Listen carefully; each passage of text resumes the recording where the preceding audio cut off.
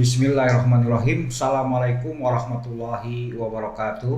Waalaikumsalam. Para pemirsa channel Kupas sekalian, kita berjumpa kembali di channel ini.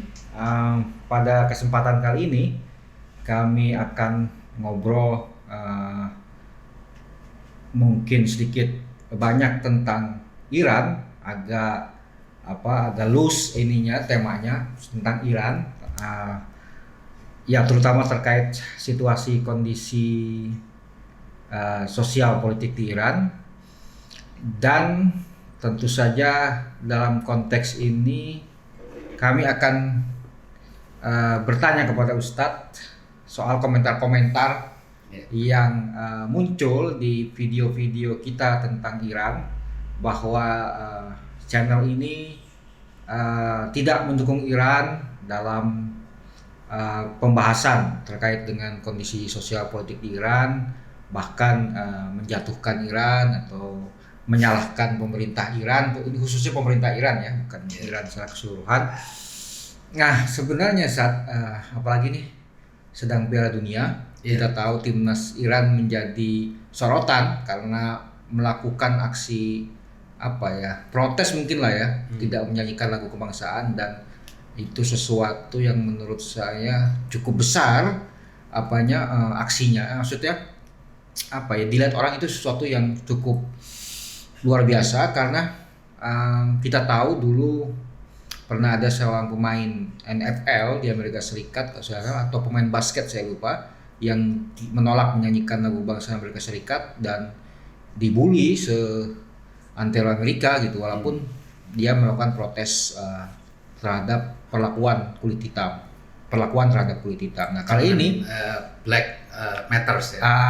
Kali ini Black Lives Matters. Satu tim nasional Iran menolak menyanyikan lagu kebangsaan ketika berhadapan dengan Inggris.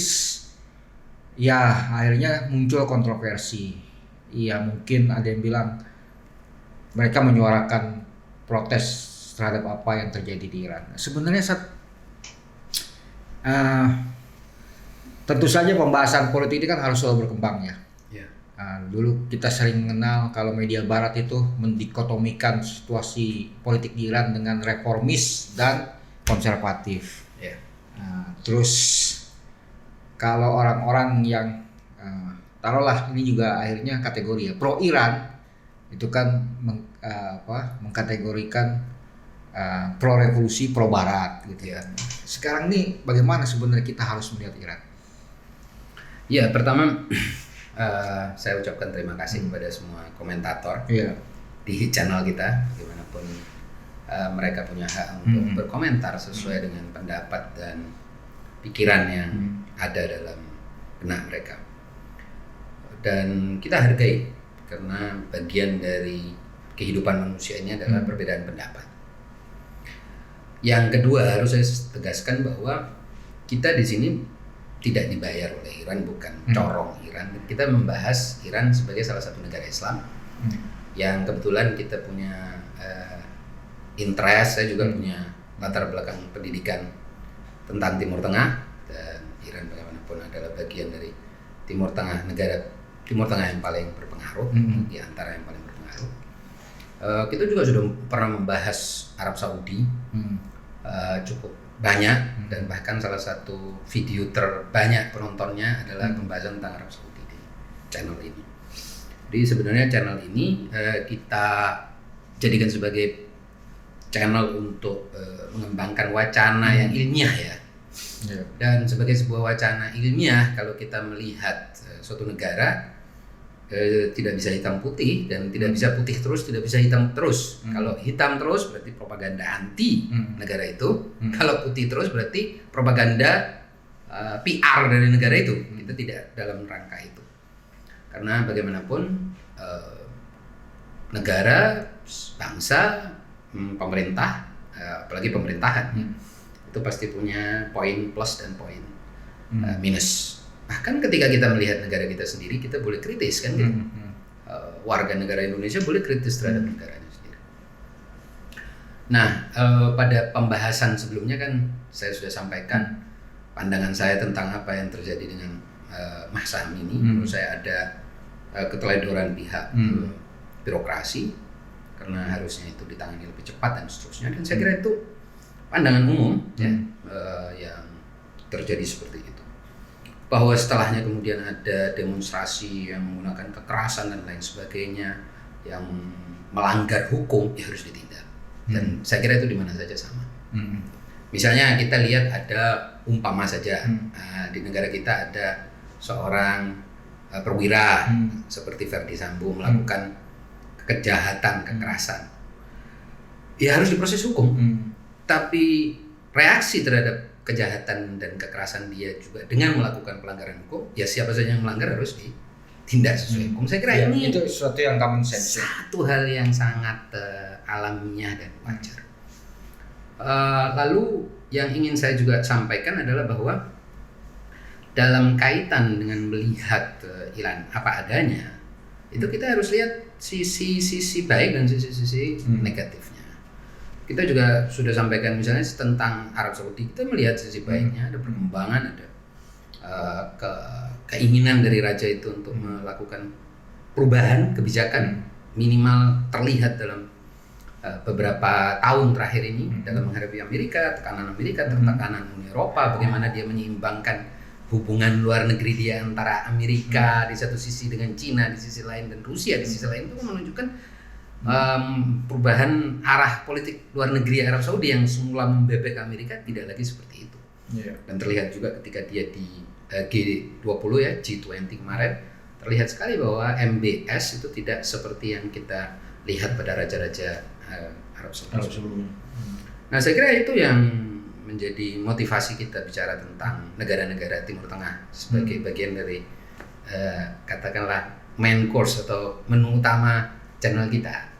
Nah, kalau Iran ini kan yang media Barat atau yang pro Barat menganggap ini rezim yang mengekang, anti demokrasi, anti hak asasi manusia, anti perempuan, sementara yang pro Iran menganggap bahwa ini destabilisasi Iran, ada tangan intervensi asing. Ya, sebenarnya kalau kita ingin melihat Iran apa adanya, itu bagaimana pembahasan antum, penjelasan antum?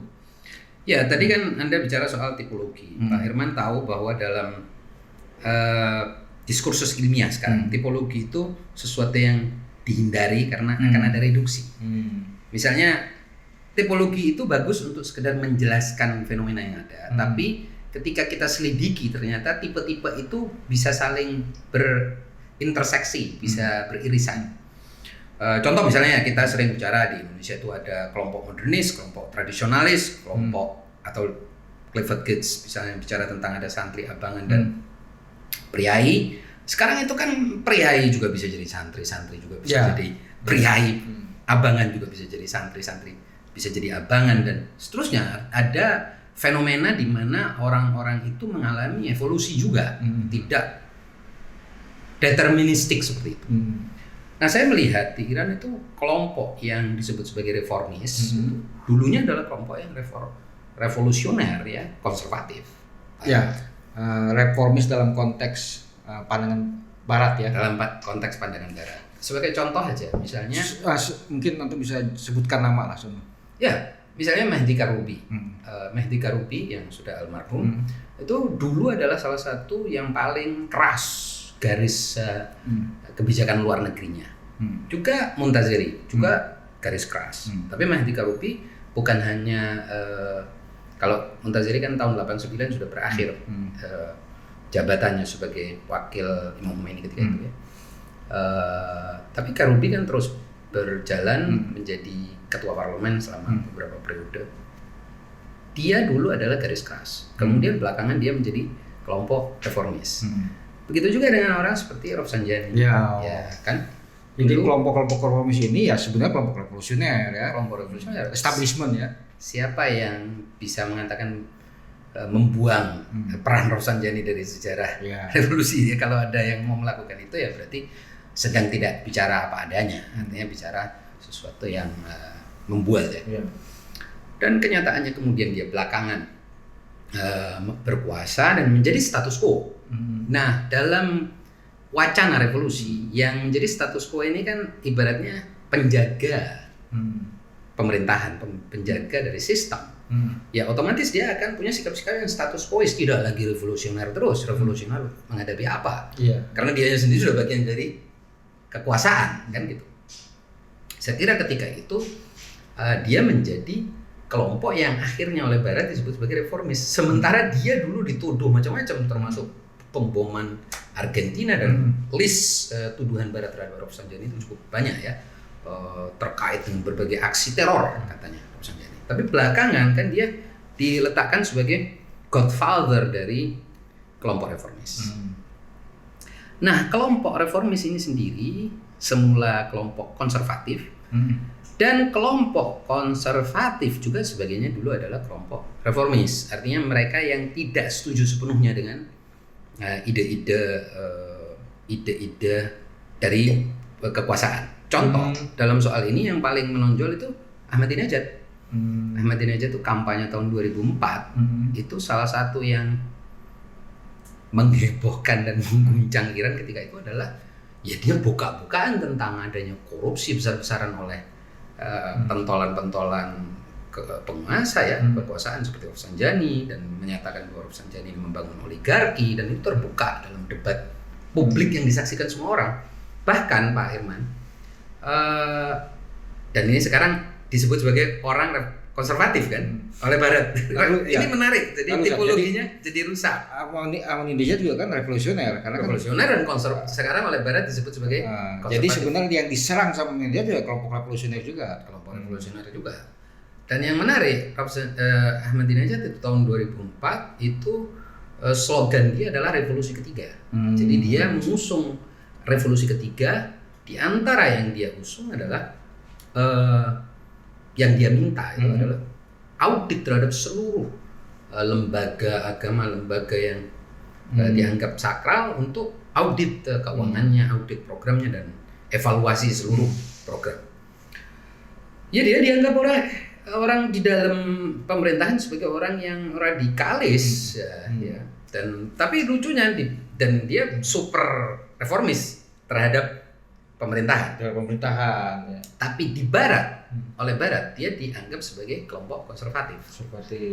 Kalau konservatif itu kita ambil sebagai terma ilmiah dalam ilmu politik, kan berarti dia yang menjaga pemerintah. Sementara Ahmadinejad itu justru membuka kotak Pandora, karena dia sistem yang berjalan. Iya, sistem yang berjalan, sesuatu yang sudah mapan ya. Yang dianggap oleh dia korup ya. Ya, dianggap oleh dia korup, dan dia membongkar semua itu. Jadi yang dianggap korup justru adalah para revolusioner itu sendiri ya, revolusi ini ya. Iya, yang berkuasa ketika itu. Dan harus diakui bahwa Ahmadinejad dengan slogan-slogan itu membangkitkan dalam tanda petik ya partisipasi, salah satu partisipasi pemilih yang terbesar di zamannya, di era itu.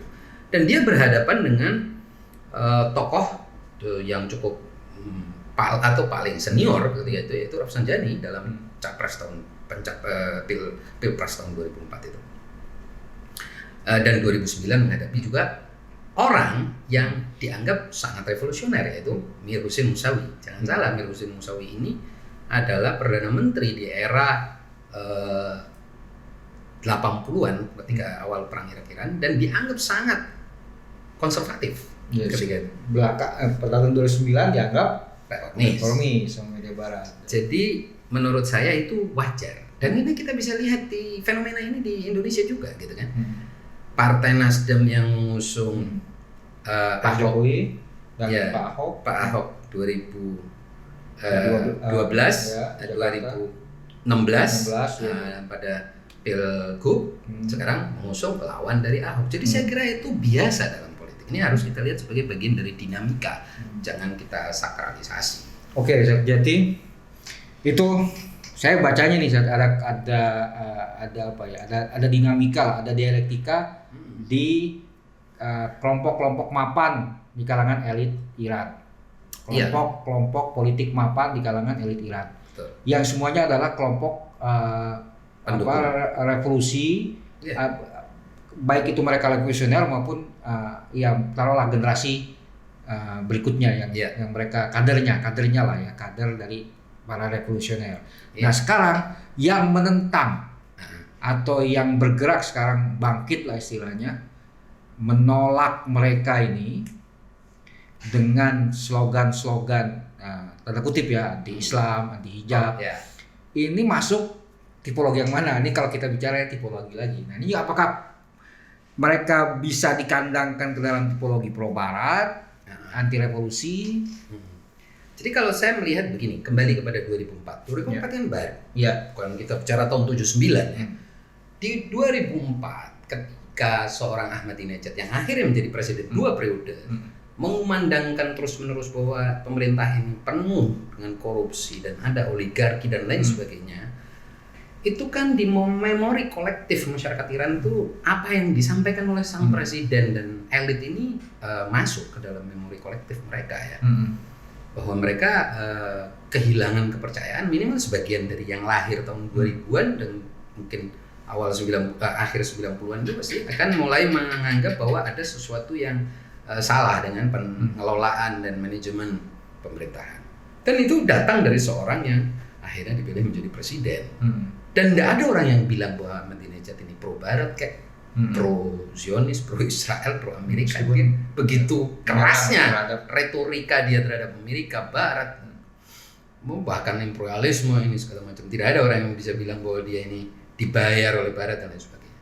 Saya kira ada generasi yang lahir di era 2000-an yang kemudian menjadi pendengar atau pengikut Ahmadinejad yang jumlahnya tidak sedikit. Itu ada dalam gerakan-gerakan protes. Baik tahun sebelumnya, tahun 2018 tentang inflasi dan seterusnya, maupun yang sekarang. Ada yang seperti itu. Ada juga yang memang tidak nyaman dengan kehidupan paksaan jilbab, paksaan aturan-aturan hukum, agama yang memaksa, yang bersifat koersif mungkin. Dan ada juga yang mungkin ya terpengaruh oleh kehidupan Barat, ingin seperti Barat dan hidup berbudaya Barat dan seterusnya. Jadi tidak satu warna saya kira. Dan itu terjadi pada banyak gerakan sosial Pak Herman. Ya, gerakan sosial itu seringkali juga tidak satu warna. Seringkali ada koalisi pelangi namanya. Tapi media mesti memotretnya itu dalam satu bingkai kadang-kadang.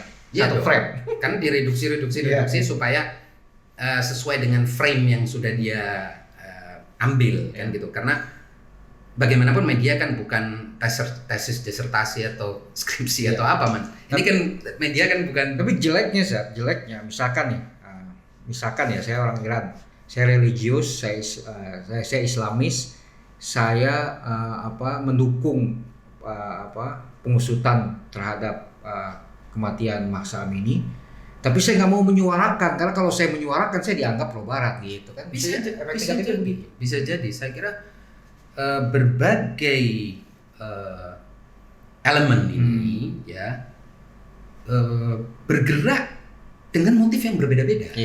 Ada motif orang yang benar-benar mungkin tulus ingin negaranya itu maju, ingin negaranya bebas dari berbagai kekurangan, kesalahan, birokrasi yang tidak jalan, korupsi yang terjadi dan seterusnya. Seperti Ahmadinejad, tidak ada orang yang mengatakan bahwa Ahmadinejad ini agen asing atau apa kan. Ahmadinejad orang yang hidup sederhana, orang tahu dia dosen, dia cukup dikenal sebagai orang yang pro rakyat, pro proletar lah ya istilahnya. Dan dia ingin ada perubahan yang serius dalam pemerintahan. Sampai dia mengatakan bahwa kalau tidak ada korupsi maka rakyat Iran itu akan GDP-nya naik, orang akan dapat semua keuntungan dari windfall atau dari bonus minyak ketika itu ya, dan seterusnya. Tapi kan kemudian suara dia katakanlah dianggap over the limit ya, melampaui batas, dan dia dan gerakannya kan menjadi hilang. Cenderung sekarang itu kalau kita katakan laten dan boleh jadi di bawah permukaan, artinya dia menjadi underground. Gerakan yang berbahaya sebetulnya itu. Karena kalau sudah underground boleh jadi gerakannya itu motifnya ya menyebarkan konspirasi, tidak lagi terbuka. Karena merasa tidak mendapat kesempatan untuk partisipasi. Itu yang saya kira ada. Tapi ada juga yang ingin pergantian rezim itu juga mungkin titipan agenda dari Barat. Saya kira ada banyak sisi yang bisa dilihat. Kalau saya melihat, makanya kita kalau melihat eksperimen ini, eksperimen Iran ini, kita harus melihatnya secara lebih terbuka, luas, dan tidak hitam putih melihat apapun. Saya ambil contoh Pak Irman, ketika kita membaca sejarah Islam, ya, masa Rasulullah Shallallahu Alaihi Wasallam, ada sebagian yang mengatakan itu adalah masa terbaik, tidak ada orang buruk di situ, tidak boleh ada pencacatan terhadap masa Rasulullah. Masa Rasulullah sudah adalah masa terbaik, ya kan? Sampai ada hadisnya, khairul quruni qarni, sebaik-baiknya masa adalah masaku atau abadku, dan setelahnya dan setelahnya dan setelahnya. Tapi ada yang ingin melakukan studi kritis terhadap yang disebut sebagai masa Rasul itu. Nah, ada yang melakukan studi kritis dianggap oleh yang mensakralisasi masa itu sebagai agen dari musuh Islam, musuh Rasulullah, mau menjatuhkan martabat Rasulullah. Sementara yang mau melakukan studi kritis ini mau melihat apa sih yang sebenarnya terjadi di masa itu. Kenapa terjadi begitu banyak faksi, mazhab, terjadi perpecahan, perang saudara dan seterusnya, supaya mendapatkan hikmah lah dari apa yang terjadi. Ya itu memang juga karena tugas sejarah adalah mencoba mengungkap apa adanya kan, dan mestinya begitu. Dan ketika kita menutup celah untuk berbicara tentang masa lalu itu, kita nggak dapat apa-apa dari masa lalu kan? Iya betul. Apa? Sudah nggak boleh. Apapun yang terjadi ketika itu kita harus diam. Misalnya kelompok ini, maka kita nggak bisa dapat apa-apa. Padahal apa yang terjadi ditulis oleh sejarawan 1400 tahun yang lalu. Ini bicara 1400 tahun yang lalu. Ini sekarang kita bicara tentang Iran di depan mata, bukan 1400 tahun yang lalu. Kok ya, baru 40 tahun. Ya enggak yang di depan mata sekarang. Tapi ada yang bilang jangan bicara. Mereka lebih tahu, tutup. Pokoknya apa yang terjadi semuanya itu benar, beres. Dan ini semua ada konspirasi musuh Islam. Nah kalau kayak gitu kan kita nggak bisa bicara apa-apa. Nggak ada hikmah yang bisa kita ambil. Artinya tutup aja sudah pembahasan sama sekali tentang ini. Jangan memuji-muji juga nggak ada gunanya. Kenapa? Karena yang mengkritik tidak boleh. Dan itu artinya kita menutup perkembangan ilmu. Produksi pengetahuan tutup. Nggak ada riset, nggak ada penelitian, nggak ada hikmah yang bisa diambil oleh orang yang hidup sekarang, apalagi yang nanti. Saya kira tidak bisa kita perlakukan suatu eksperimen bangsa eksperimen dengan cara seperti itu. Karena akibatnya kita juga tidak bisa memberikan input yang berharga. Kita tidak, dan saya kira apapun. Contoh, kalau ada orang Pak Irman guru mengajar anak Anda. Kemudian guru ini hanya Anda terima kalau dia memuji anak Anda. Kira-kira apa manfaat guru itu buat anak Anda? Tidak ada. Nah, kalau dia sekali-kali memuji, sekali-kali dia memberikan kritik, disinilah poin pujian dia jadi berharga, poin kritik dia jadi berharga. Karena ada kritiknya, ada pujiannya. Tapi kalau orang cuma memuji, kita harus curiga. Ya, kamu memuji jangan-jangan kalau keseringan memuji nilainya jadi inflasi dan harga pujiannya turun. Nggak ada harga. Ya inflasi nilainya. Iya. Tapi kalau keterusan ngeritik juga tidak ada gunanya. Ya, jadi sama-sama tidak berguna ketika kita tidak bisa melihat kritik dan pujian secara seimbang. Ya itulah makanya kenapa kita mengatakan di video ini kita ingin melihat Iran apa adanya gitu kan ya, tidak memuji. Sama seperti kalau kita melihat karya orang.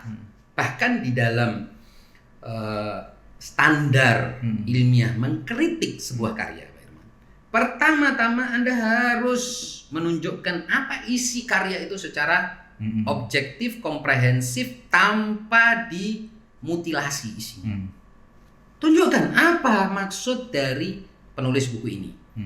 Tidak semua orang bisa paham ternyata. Ketika orang A mau mengkritik sebuah karya dan ternyata dia memahami karyanya saja gagal, otomatis kritikus lain akan mengkritik si kritikus ini, mengatakan kamu nggak paham karya itu. Seperti yang terjadi pada karya-karya besar. Seperti orang mengkritik misalnya, umpama ini yang terjadi dalam sejarah Islam. Seperti ketika Al-Ghazali mengkritik Ibnu Sina. Ibnu Sina Ya kan, filsafat lah secara umum. Ya.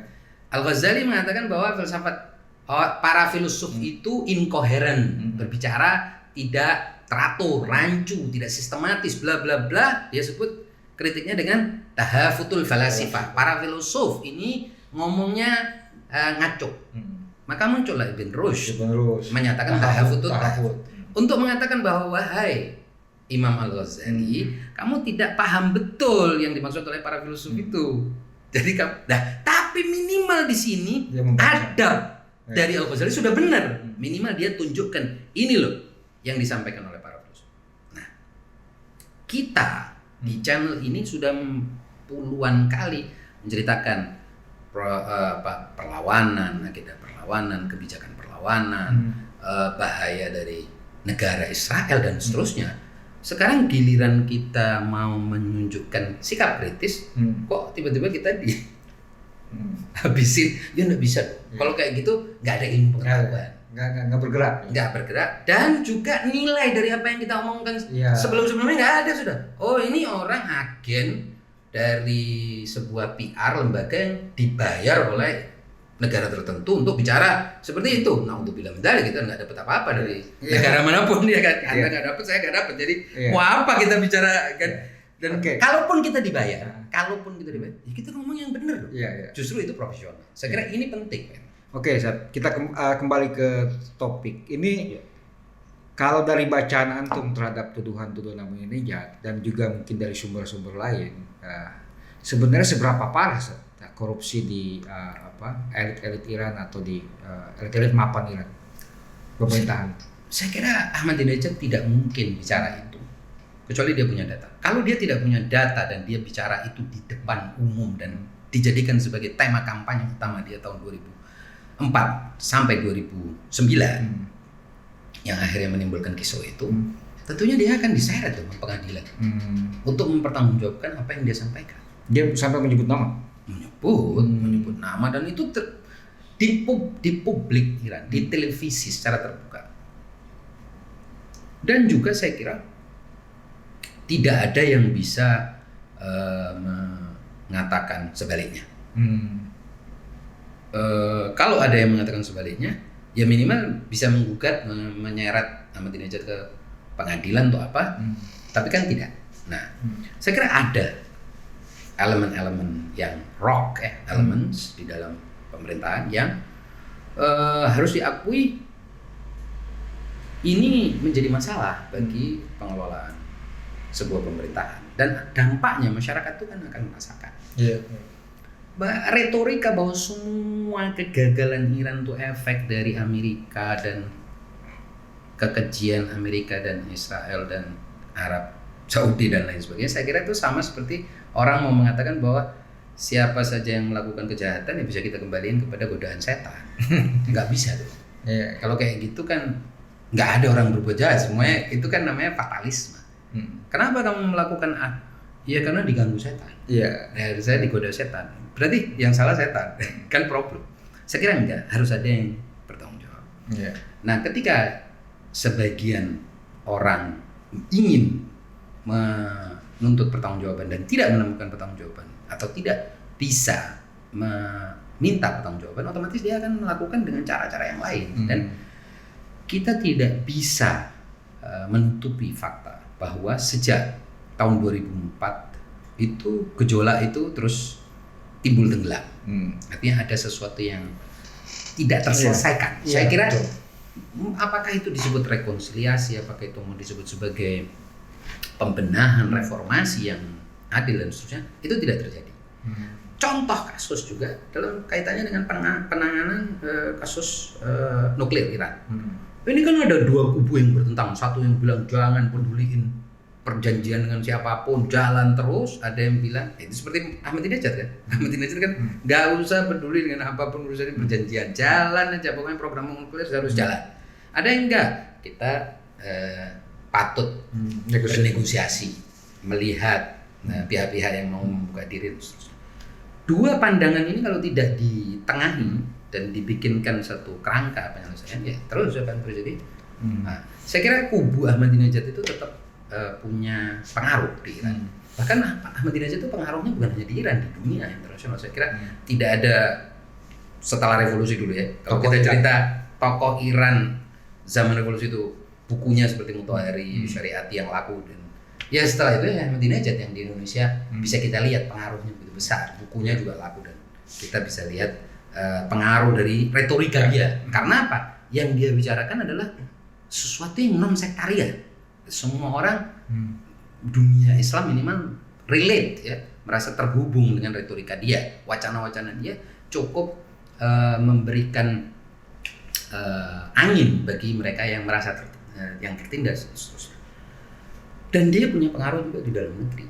Saya lihat sampai detik ini itu ketika dia kemana-mana masih ada orang yang pengikut dia, kader dia, pendukung. Ya, tapi kalau kita bicara Iran kan kita tidak hanya bisa bicara tentang pemerintahan atau administrasi sehari-hari operasional kekuasaan, tapi juga kita bicara soal kekuasaan yang dikatakan orang itu absolut. The supreme leader Ayatullah Ali Khamenei ini.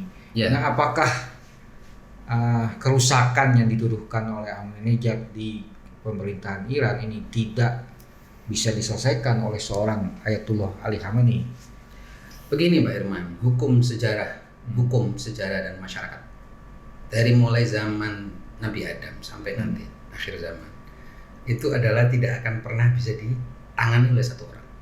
Tidak ada manusia, kesepakatan seluruh muslimin, bahkan sekarang Google pun menyepakati manusia termulia di muka bumi adalah Rasulullah Shallallahu Alaihi Wasallam.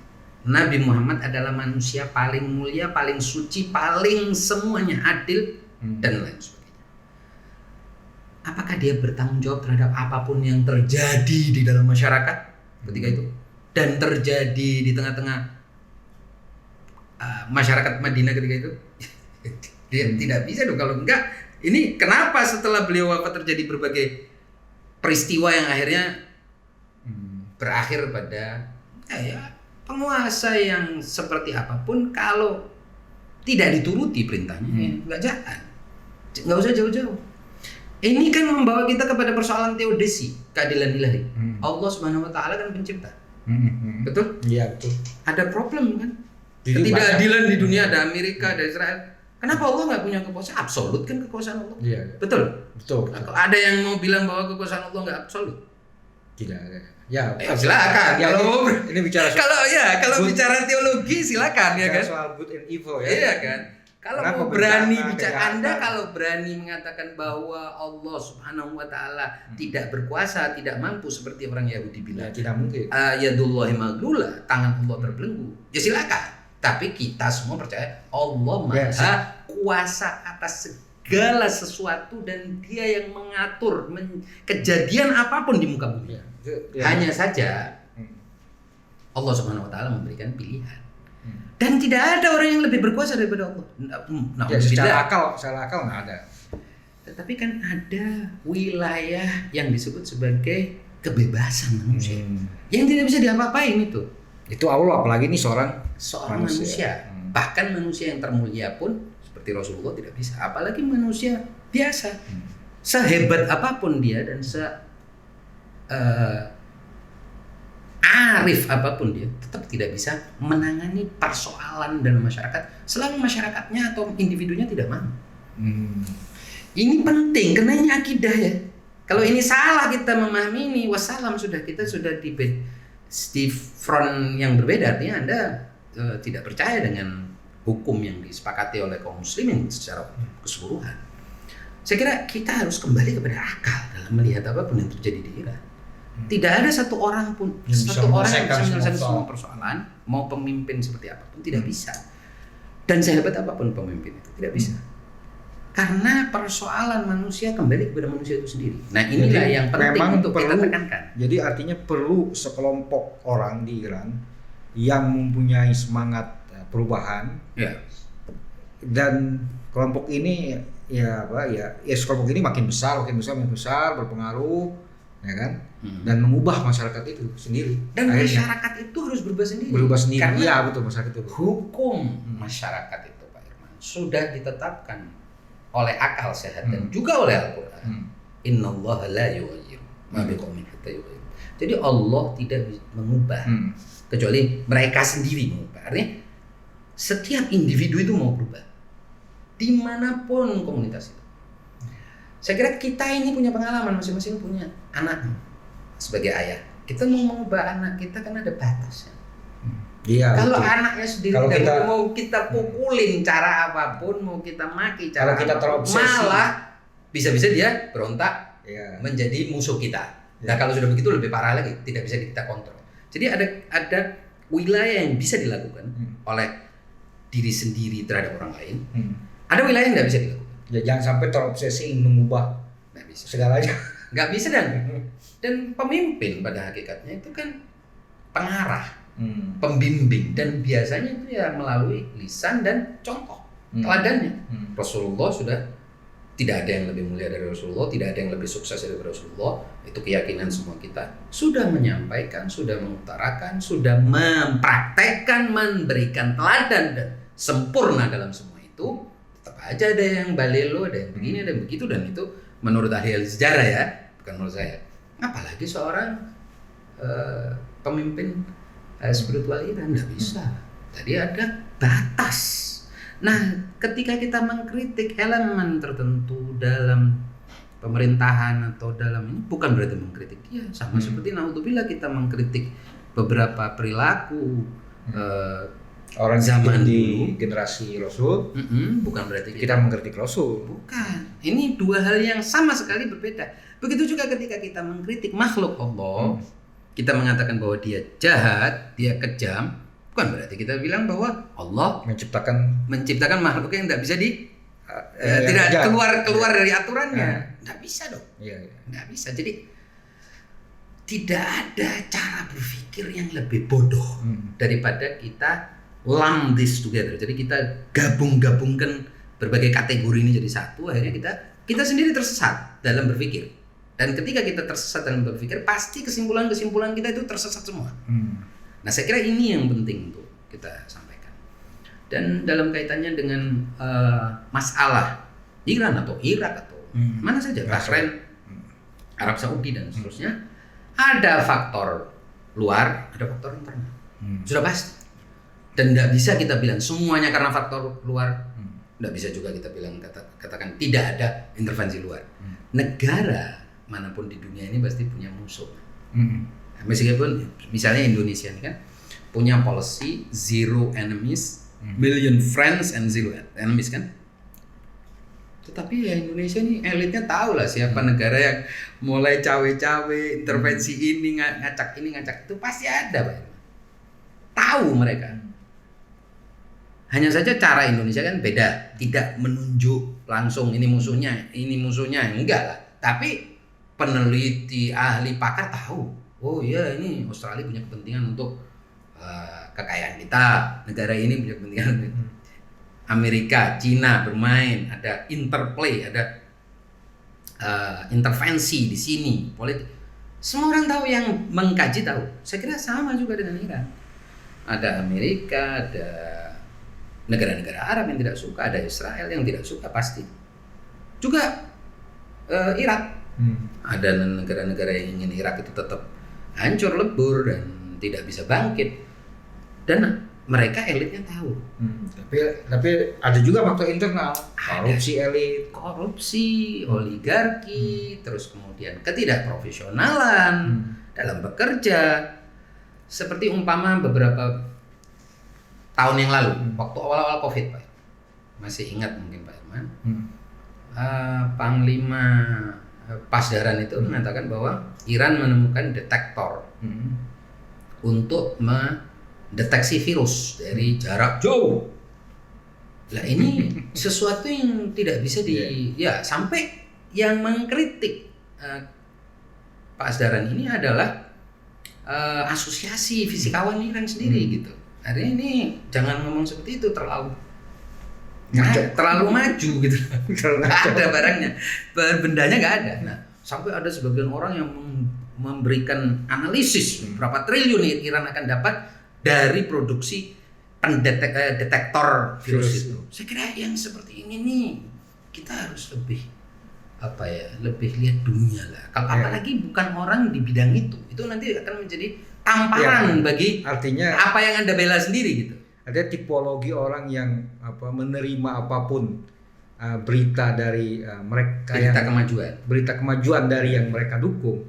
Itu bukan hanya di kalangan sebelah saja, tapi di kalangan yang sini juga ada. Pokoknya apapun dari Iran kalau itu baik kita sebarkan gitu kan. Dan belum tentu itu benar gitu.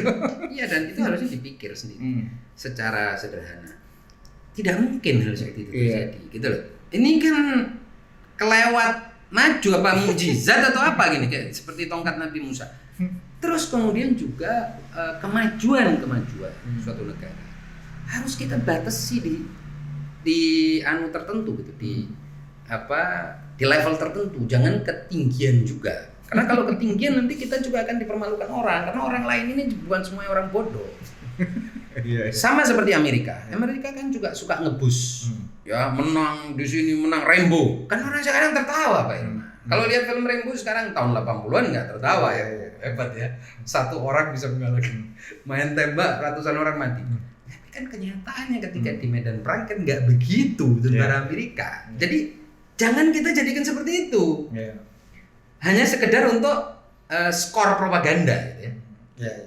Propaganda ini kan untuk orang yang terbatas akalnya. Channel kita enggak. Channel kita ini alhamdulillah untuk orang yang berpikir lebih ilmiah. Standarnya common sense. Oke, Sir. Menarik sekali.